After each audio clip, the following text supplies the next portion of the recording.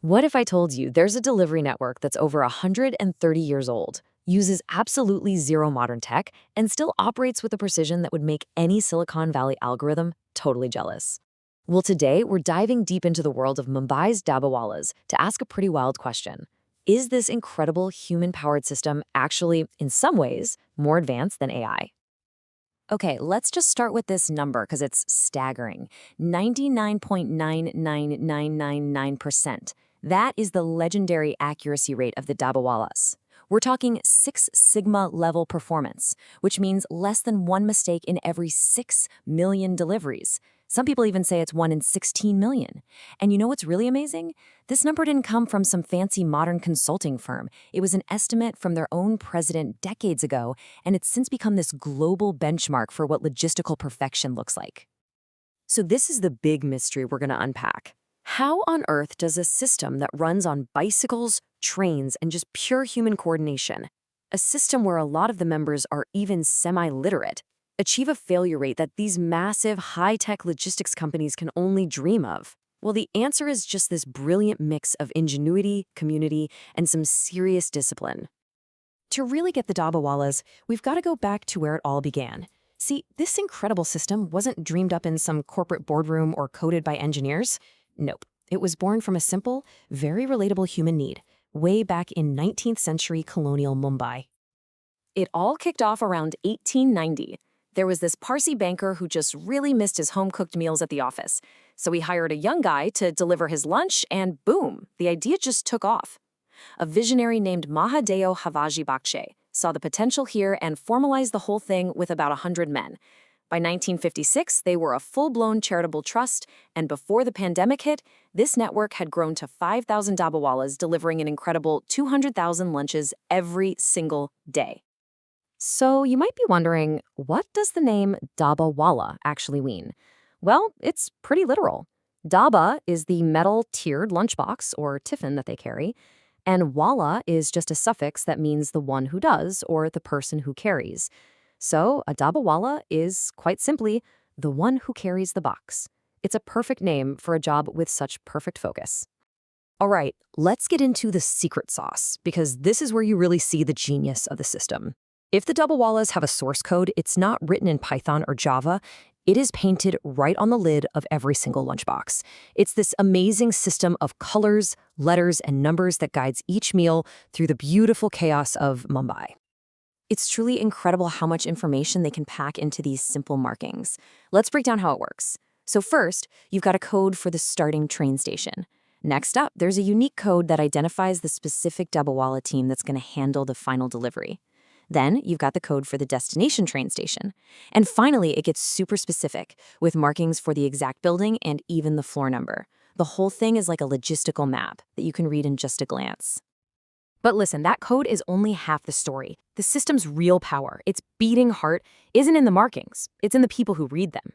The Dabbawalas themselves are like a perfectly synchronized human machine, and it's all built on a foundation of culture, trust, and just unwavering discipline.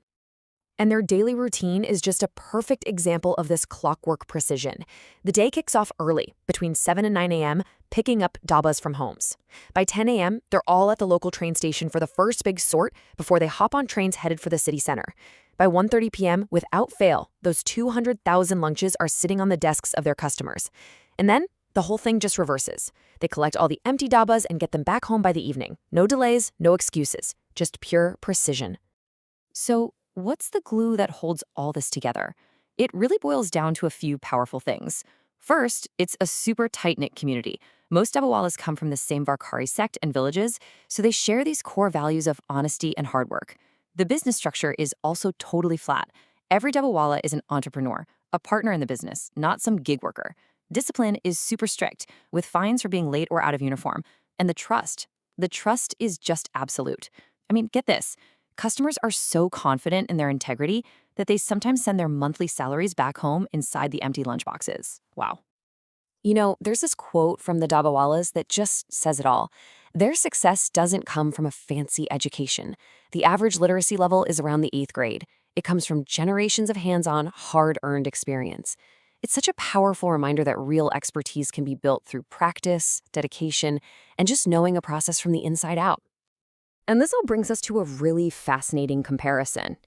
I mean, today's food delivery world is dominated by GPS, complex algorithms, and billions in venture capital. So how does this century-old human network actually stack up against the modern, algorithm-driven apps we all use? Well, the differences are just stark. On one hand, you've got pure human power. On the other, algorithms and GPS. The cost is completely different too. A low fixed monthly fee versus a charge for every single order plus a bunch of service fees. And then you get to accuracy and trust. The Dabbawala's offer near perfect reliability that's built on real personal relationships, while modern apps are transactional, mediated by ratings and customer service bots. For over a century, literally nothing could stop the Dabbawalas. Not the crazy monsoons, not civil unrest, nothing. But the COVID-19 lockdown did. With offices shut down and trains restricted, their service just came to a grinding halt for the very first time, posing a massive threat to their entire way of life. And you can see just how devastating the impact was right here. Before the pandemic, there were 5,000 Dabbawalas keeping Mumbai fed. Today, that number has dropped to below 3,000. So many of them were forced to go back to their villages, and the network is still trying to rebuild in this new world of hybrid work, and of course, more competition. But despite all these challenges, the story of the Dabbawalas is not one of defeat. Not at all. It's a legacy of human ingenuity that's been studied, admired, and celebrated all over the world, proving that a local solution can offer some truly universal lessons. And the recognition they've gotten is just remarkable. I mean, they're a case study at Harvard Business School. Forbes magazine gave them a Six Sigma certification for their insane accuracy. They were personally invited to Prince Charles's wedding in London. They've been visited by entrepreneurs like Sir Richard Branson, and they even inspired that critically acclaimed film, The Lunchbox. At the end of the day, their story is just living proof that human connection, a shared purpose, and a brilliantly simple system can achieve a level of sophistication and reliability that often goes way beyond what our most complex technology can do. And that really brings us to our final question. As we're all racing towards a future that's going to be dominated by AI and automation, what is the most important lesson that the Dabbawalas can teach us?